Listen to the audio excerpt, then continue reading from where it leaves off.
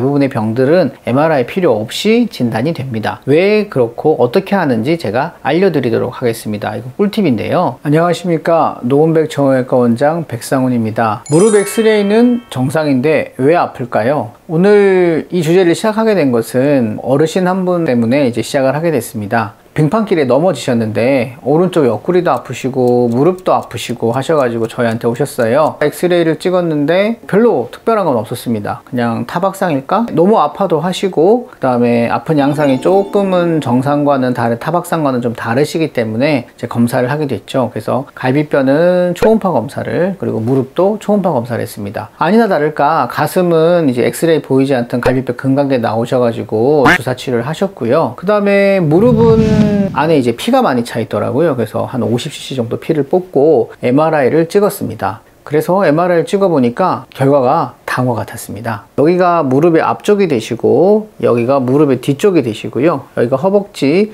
여기가 정강이 쪽이 되겠습니다. 그래서 요거를 이제 엑스레이로 찍으면은 다음과 같이 나오게 됩니다. 그랬을 때 엑스레이 상에서는 뭐 금가거나 부러진 건 안 보이시더라고요. 하지만 통증도 일반적인 타박상 양상과는 좀 다르기 때문에 초음파를 받고 초음파 상에서는 액체가 막 나서 뽑아보니까 이제 피가 되더라고요. 그래서 부랴부랴 요거는 이제 그냥 단순한 타박상이 아니십니다, 어르신. MRI를 꼭 찍어 보셔야 됩니다 라고 이야기를 드렸어요.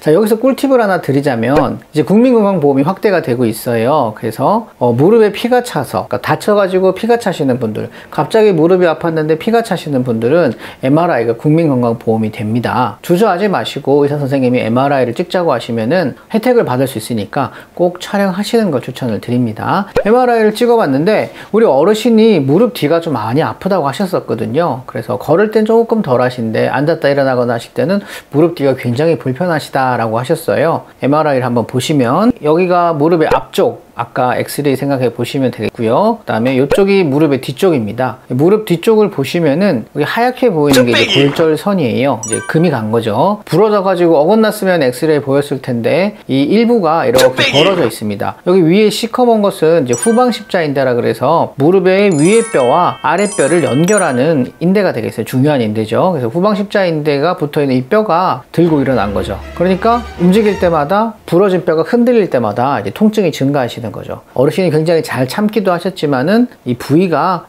체중이 많이 실리는 부위가 아니다 보니까 어떤 특정한 동작을 하실 때만 아팠던 것 같아요, 많이. 그래서 MRI를 찍어보니까 골절이 있으셨고 이제 깁스 치료를 하셨습니다. 이렇게 무릎이 많이 아프신데 엑스레이는 정상으로 나왔어요. 그래서 우리 환자분들도 이렇게 내가 엑스레이는 괜찮다고 했는데 아프다고 하시는 분들이 분명히 있으실 겁니다. 그런데 이유를 모르시는 분도 있고 지금처럼 이유를 찾는 경우도 있겠죠. 그래서 왜 이런 일이 벌어지는지 한번 알아보도록 하겠습니다. 자, 이해를 하려면 무릎이 무엇으로 되어 있나를 알아야 됩니다. 보시는 분들한테 질문을 드리면 무릎이 무엇으로 되어 있습니까? 라고 질문을 드리면 아마도 연골 하실 겁니다. 무릎의 통증이 워낙 연골에만 집중되어 있다 보니까 우리가 뭐 불편하신 게 있다고 하면 무릎은 연골로만 구성된 줄 압니다. 그래서 연골? 실제로 무릎은 아까 잠깐 말씀드렸지만은 지금과 같이 세 개의 뼈, 허벅지뼈, 정강이 뼈, 무릎 앞쪽에 있는 뼈가 있고, 그 다음에 뼈와 뼈 사이에는 우리가 연골이라는 말랑말랑한 뼈가 있습니다. 그리고 연골과 뼈와 뼈 사이에는 또 연골판이라는 조직도 있고요. 그리고 뒤쪽에는 관절막이라는 구조도 있습니다. 그리고 앞쪽에는 지방이라는 조직도 있고요. 그 다음에 이렇게 지나가는 인대, 힘줄들도 있습니다. 그리고 뒤쪽에는 아까 보셨던 십자인대인 후방 십자인대도 있고요. 무릎에는 세 개의 뼈, 그리고 인대의 힘줄이 있습니다. 그것만 있는 게 아닙니다. 주변에는 근육들이 또 둘러싸고 있죠. 앞쪽에도 근육이 있고 뒤쪽에도 근육이 있고 옆쪽에도 근육이 있습니다. 또 뭐가 있냐? 무릎의 앞과 뒤로는 또 혈관이 지나가요. 그래서 거꾸로 이야기하면 이런 모든 구조가 통증의 원인이 됩니다. 신경, 혈관, 주변에 있는 근육, 아까 말씀드렸던 연골, 판, 그리고 관절, 막, 관절을 싸고 있는 지방 조직, 이런 것들이 다 통증의 원인이 될 수 있습니다. 하지만 우리가 늘 찍는 엑스레이는 여기서 뼈만 봅니다. 뼈만. 그러니까 뼈만 보는 엑스레이에서는 뼈의 문제 이외에는 나타나지 않는 거죠. 그렇기 때문에 다른 부분이 아파서 무릎이 불편하신 환자분들은 당연히 엑스레이를 찍으면 정상이라고 나오게 됩니다. 물론 여기서 퇴행성 관절염이 좀 진행되신 연세가 좀 있으신 분들은 관절염은 나오겠지만 그 이외에 다른 문제는 나타나지 않게 됩니다. 무릎은 정상인데, 엑스레이는 정상인데 무릎이 계속 아플 수도 있고, 엑스레이는 정상인데 왜 아픈지 설명이 안 되는 경우가 생깁니다. 그러면 어르신이 MRI를 찍었잖아요. 무릎이 아프니까 MRI를 꼭 찍어야겠다. MRI를 찍으면은 내가 무릎 아픈 것들이 다 나오겠다. 나 얼른 가서 MRI를 찍어야지 하실 수 있습니다. 자, 과연 MRI가 꼭 필요할까요? 국민건강보험의 재정은 둘째 치고 우리 어르신들의 지갑 사정은 둘째 치고라도 MRI가 꼭 필요할까 할 수 있는데 저는 동의하지는 않습니다. 그러면 왜 MRI가 안 필요하냐? 아까 보셨다시피 우리가 말씀드렸던 무릎의 모든 구조를 보일 수 있는 게 MRI인데 왜 MRI가 필요 없다고 할까? 그러면 의사는 대체 어떻게 MRI도 없이 내 무릎이 아픈지 찾아낼 수 있을까? 궁금하시죠? 궁금하셔야 되는데, 자, 그럼 여기서 저희 의사들만의 꿀팁을 한번 공개하도록 하겠습니다. 자, 여기 보시다시피 MRI 상에서는 무릎의 거의 모든 구조가 다 보입니다. 뼈 3개의 뼈도 보이고 연골 판도 보이고, 어머님들이 가장 궁금해하시는 연골의 두께, 연골의 마모 상태 다 나오게 됩니다. MRI를 찍으면. 그리고 뒤에 있는 근육도 나오게 되고요, 위에 있는 힘줄도 나오게 됩니다. 하지만 MRI 없이도 의사들은 진료를 보고 대부분의 경우, 대부분의 병들은 MRI 필요 없이 진단이 됩니다. 왜 그렇고 어떻게 하는지 제가 알려드리도록 하겠습니다. 이거 꿀팁인데요. 제가 이것을 알려드리는 이유는 환자분들이 진단을 하느라 이런 뜻은 아닙니다. 병원을 가게 될 때 어떤 정보를 가지고 의사 선생님을 만나는 게 좋은지, 또는 내가 무릎이 왜 아픈지를 걱정하실 때 조금이라도 그 궁금증이나 걱정을 덜어드리고자 제가 요 부분을 준비한 거니까 너무 부담 갖지 마시고 보시면 되겠습니다. 무릎의 통증에서 가장 중요한 것은 통증의 위치가 되겠습니다. 이쪽이 무릎의 안쪽, 그리고 이쪽이 무릎의 바깥쪽이 되겠는데요. 여기가 무릎의 위쪽, 여기가 무릎의 아래쪽이 되겠습니다. 그래서 이 어느 부위가 주로 아프냐가 무릎의 통증을 결정짓는 가장 중요한 요소가 되겠습니다. 예를 들면 우리가 가장 흔하게 앓는 60대에서 70대 발생하는 관절염인 경우에는 대개는 요 빨간 동그라미랑 파란 동그라미 사이에서 제일 많이 발생합니다. 무릎의 안쪽이 아픈 경우가 제일 많죠. 그리고 줄넘기를 좋아하는 꼬맹이들은 여기 녹색 동그라미 부분이 아픈 경우가 많습니다. 그리고 등산을 좋아하시는 우리 40, 50대 어르신들이나 또는 하이힐을 많이 신는 20대 여성분들, 30대 젊은 여성분들은 여기 파란 동그라미 부분이 아픈 경우가 많고요.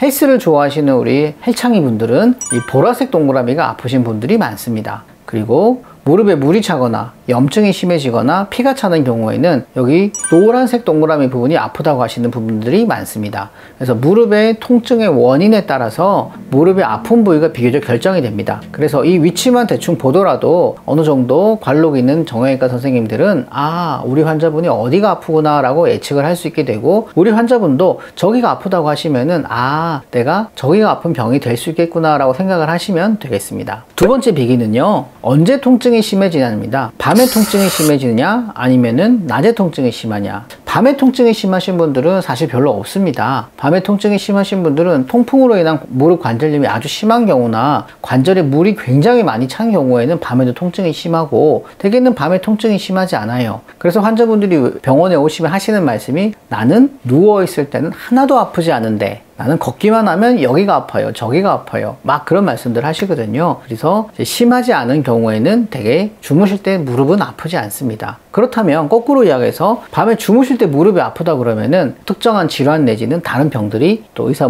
선생님 머릿속에 떠오르게 되는 거거든요. 그래서 내가 언제 아픈지를 또 보시는 게 또 되게 중요하고요. 그 다음에 계단을 내려갈 때 아픈지 올라갈 때 아픈지, 둘 다 아프긴 한데 언제 더 많이 아픈지, 앉았다 일어날 때 아픈지, 양반다리 했다 일어날 때 아픈지, 양반다리 하고 있을 때 아픈지, 무릎을 돌려서 방향 전환할 때 아픈지, 이런 여러 가지 통증이 증가되는 상황들이 모여가지고 우리가 어디가 아픈지 알 수 있게 됩니다. 그래서 이것을 바탕으로 의사 선생님들은 이 사람은 어디에 문제가 있구나 라고 생각을 하시고, 이걸 확인하기 위해서 MRI를 찍거나 또는 MRI 이외의 다른 검사를 시행합니다. 그래서 꼭 의사들은 MRI가 있어야지 진단을 하는 건 아니고요. MRI 없이도 우리 환자분의 무릎에 대해서 어느 정도까지는 다 진단을 할 수 있는 겁니다. 환자분들이 제가 이 이야기를 드리는 이유는, 내가 무릎이 아픈데 왜 아플까? 그리고 병원 가기 전에 내가 언제 아픈지, 어디가 아픈지를 잘 기억을 해 두셔가지고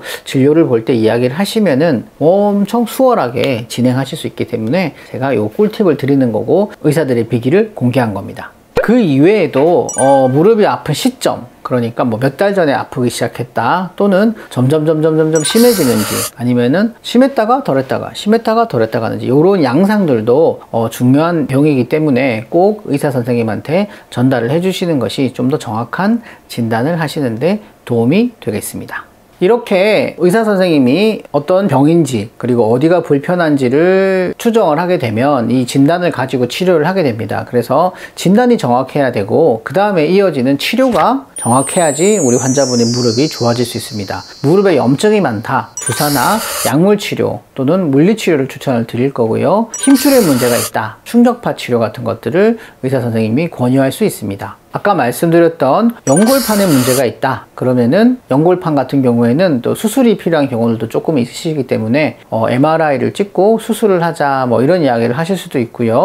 근육과 관절의 기능이 떨어진 경우가 있습니다. 무릎이 잘 안 구부러진다거나 잘 안 펴진다거나, 또는 계단을 오르내리는데 좌우의 밸런스가 안 맞다거나, 어떤 특정 동작에서 힘이 많이 빠지는, 근력이 떨어진 경우, 이런 경우에는 이제 우리가 도수치료라든지 운동치료 같은 좀 더 원인에 가까운 치료가 도움이 될 수 있겠습니다. 그래서 병을 좀 잘 진단을 받으셨다고 하면 거기에 대해서 또 적절한 치료를 하게 되면 당연히 결과가 좋겠죠. 그래서 무릎이 잘 안 낫는 이유는 첫 번째로 진단이 잘 안 되는 경우, 두 번째로 진단에 맞는 치료가 잘 이루어지지 않는 경우에 이러한 문제가 발생하고 잘 해결이 되지 않을 수가 있습니다. 따라서 원인에 맞는 적절한 치료가 필요하겠습니다. 하지만 우리가 인터넷이나 TV 이런 데를 보게 되면 항상 뭐 근육 강조가 굉장히 많습니다. 어떤 노화가 되기 전에는 근육을 길러야 된다, 근육이 있어야 된다, 근육이 없으면은 못 걷게 된다, 근육이 없으면 관절염이 진행된다, 굉장히 근육에 대해서 많이 강조를 하게 됩니다.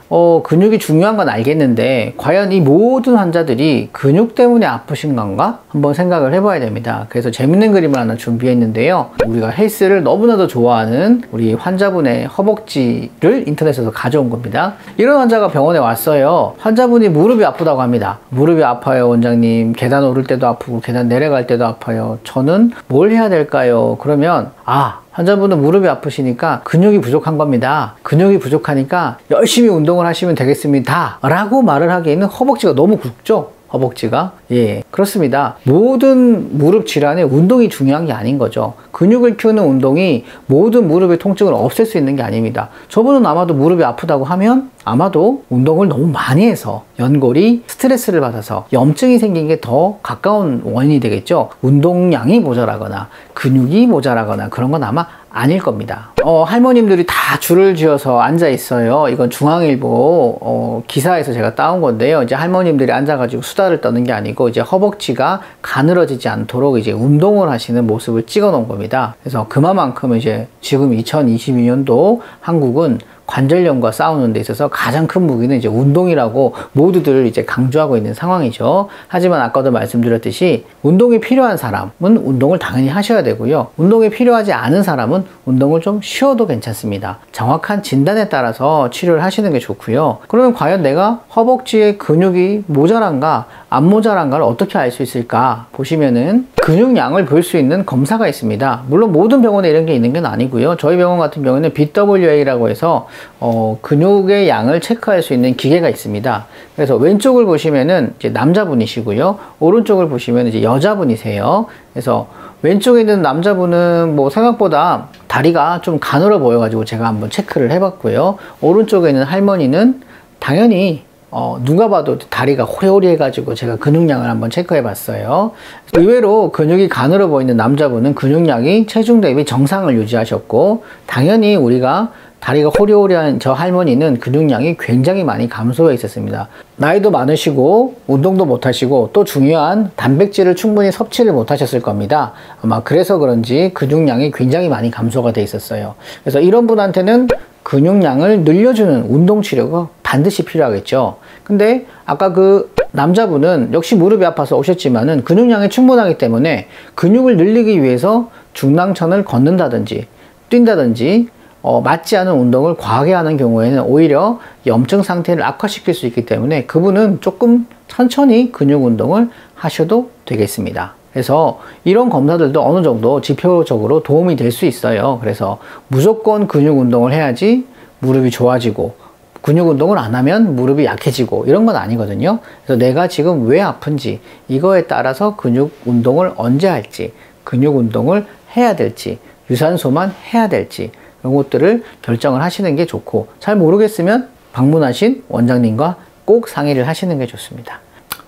좀 안타까운 사연이지만은 저희 또 이 무릎 엑스레이와 연관된 이야기 하나 해드리려고 준비했습니다. 75세 어머니시고요. 저희 옆 병원의 원장님 어머님이시거든요. 그래서 저희 병원에 오시기 전날 넘어지셨다고 해요. 빙판길에. 요즘 춥고 빙판길이 심하거든요. 그래서 넘어지셔가지고 무릎이 아픈데 너무 못 걷겠다고 하셔가지고 근처 정형외과에 가서 사진을 찍었는데 별다른 문제가 없어 라고 저희한테 다시 오셨어요. 다음날에 지나도 안 가라앉으니까. 그래서 저도 다른 병원에서 엑스레이까지 찍으셨는데 괜찮다고 하는데 아까 말씀드렸던 그런 여러 가지 원인이 아닐까라고 생각을 하다가 너무 많이 못 걸으시는 거예요. 그래서 엑스레이를 다시 한번 찍어봤습니다. 엑스레이를 다시 한번 보시면, 자, 이렇게 보시면은 이게 무릎 앞쪽이고요. 이렇게 보시면은 무릎 옆쪽입니다. 엑스레이는 무릎 앞쪽과 옆쪽을 2장 찍으셨는데요. 자, 앞쪽에서 보실 때 대충 보시면은 그냥 지나갈 수 있는 그런 관절염 정도 있으신데, 옆에서 볼 때도 특별한 건 없으셨어요. 근데 체중을 싣고 걷지를 못하시는 거예요. 그래서 자제분의 부축을 받고 오셨는데 그냥 아프신 건가 했는데, 조금 더 자세하게 보면 허벅지 대퇴골, 우리가 이 허벅지 큰 뼈를 대퇴골이라 하거든요.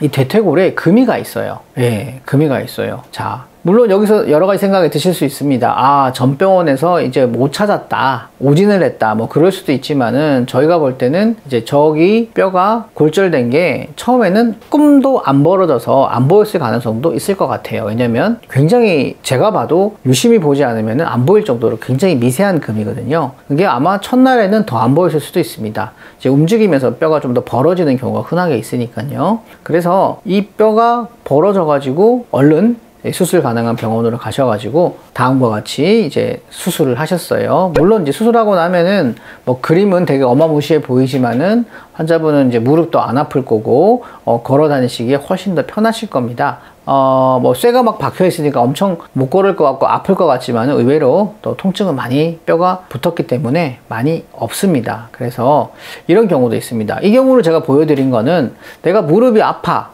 엑스레이를 찍었어. 근데 이상이 없다 그러네? 근데 계속 아파. 그러면 한의원이나 뭐 마사지 이런 데 가시지 마시고 다시 한번 그 병원을 방문하시거나 또는 다른 병원을 한번 방문하시는 게 중요합니다. 왜냐하면 지금처럼 하루 이틀 사이에 안 보이던 금이 보이는 경우도 있거든요. 그리고 아까 할아버님 케이스처럼 무릎에 피가 차서 MRI를 찍어야만 금이 보이는 경우도 있습니다. 물론 이거 이외에도 무릎이 아픈 병은 아까 말씀드린 무수히 많아요. 그래서 그런 병들을 엑스레이 한 번으로 다 찾을 수도 없고 의사가 진료 한 번으로 다 찾을 수도 없습니다. 그래서 잘 해결되지 않는 경우에는 꼭 다시 방문하시거나 또는 다른 병원을 한번 방문하시는 게 좋고요. 만약에 이분이 한의원을 갔다고 하면, 뜸을 뜨거나 침을 맞았다고 하면은 아마도 통증은 더 심해지고 보행도 힘들어지고 적절한 수술 시기도 놓쳤을 수 있습니다. 그래서 너무 통증이 심하거나 잘 낫지 않으면 꼭 다시 한번 방문해서 엑스레이를 한번 더 찍어 보시거나 또는 다른 병원에서 검사를 한번 더 해보시거나 또는 초음파나 MRI 같은 추가적인 검사를 하시는 것이 우리 무릎 통증을 진단하고 치료하는 데 큰 도움이 될 수 있겠습니다. 자, 지금까지 무릎 엑스레이는 괜찮지만 잘 낫지 않는 무릎의 통증이 왜 생기는지에 대해서 한번 알아봤습니다. 조금은 어려운 내용이었는데요. 한번 보시면서 내 무릎의 상태가 혹시 아프신 분이 있다면은 이 동영상을 한번 찬찬히 보시면서 내가 아픈 원인을 생각해 보시는 것도 도움이 될 수 있고요. 또는 내일 당장 병원을 가시게 된다고 하면 내가 무릎이 언제 아프고 뭐 할 때 아프고 이런 것들을 한번 생각하셔서 원장님이랑 이야기를 하시면은 진료에 큰 도움이 될 수 있습니다. 오늘도 무릎을 준비를 했는데요. 여러분의 무릎도 앞으로 더욱더 건강하시길 기원하면서 여기까지 하도록 하겠습니다. 감사합니다.